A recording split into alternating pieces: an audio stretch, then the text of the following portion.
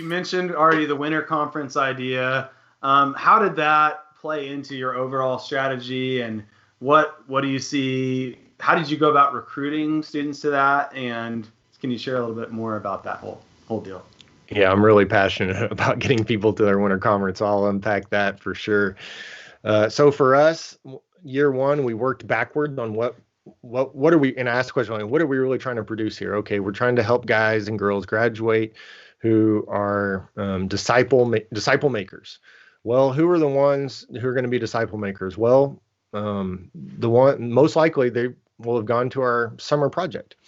Well, how do we get students to our summer project? If we're saying our summer project is the best thing that we have to help a student become a disciple maker, how do we get them there?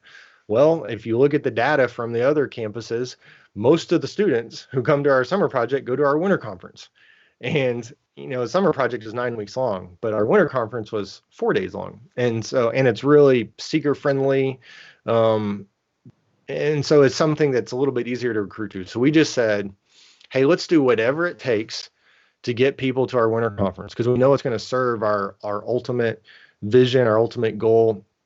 Businesses talk about this, and I started reading some like business books on this, and they said, an ultimate goal in any business is to make a profit, but you can't just say, okay, we're going to go make a profit this quarter and just only focus on that. You have to have some things intermediate, like we have to produce this product really well or this service really well, and then we'll have a product. So for us, we said just focusing on making disciples, there's got to be some steps in between there. So for us, it was getting people to our winter conference. And so we said, we'll do whatever it takes to get a student to our winter conference. And it forced us to do our job in the fall really well. Because how are we going to get students to go to our winter conference? Well, first of all, we got to meet them. Yeah. And then second of all, we got to build trust with them to get in the car with us to go down to our conference is like 5 or 6 hours away. So who's going to get in the car with us, especially that first year? These people that aren't even students, they're going to tell their mom and dad, yeah, I'm going to go to this thing over winter break with these older people on campus. It's like, how are we going to get them to do that? But we knew if a student came to that winter conference, because we didn't have like a big production on campus, like we didn't even have large group meetings for the first couple years. But we knew if they came to that meeting, which was really or to that conference, it was really well done. Oh my gosh, like they were going to be in with us. They were going to have such a good experience. It was going to catapult their spiritual life. Because if you think about in the fall, like how many one-to-one meetings are you actually going to be able to have with someone? I think there's 13 weeks or however many. So if you get 13, that's like, you're probably not. I mean, that's like starting week one. So you're probably going to get 5 or 6, 7 if you're lucky.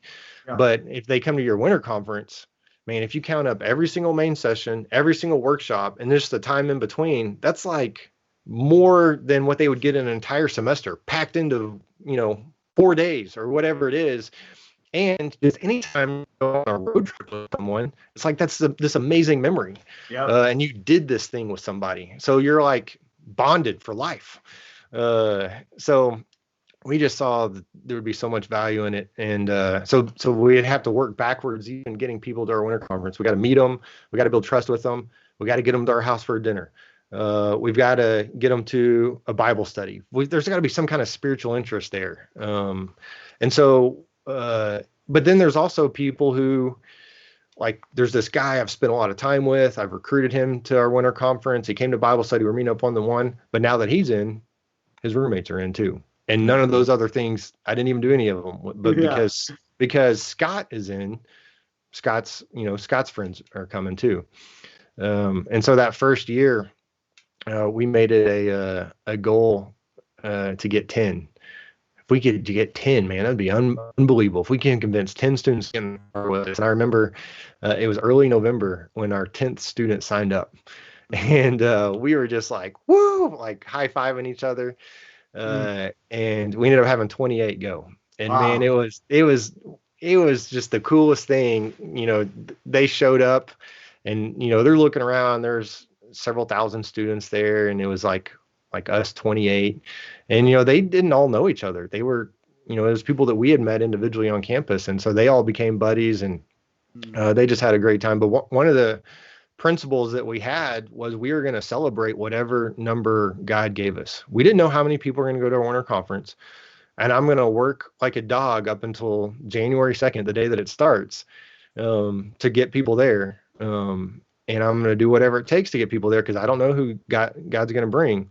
But whoever shows up, I'm excited about this number. So when there was 28 signed up, it was like, oh my goodness, like there's 28 people going. This is amazing. And so everyone else fed off that too. Like, wow, 28. But then the next year when we had 100, it was like, wow, we have 100. The next year it was like 200. Wow, we have 200. And then we'd have like 400 something students go. And it did not matter the number. Like we were just excited about that number, and everyone else fed off of that. Like, oh, wow, this is amazing how many people are going.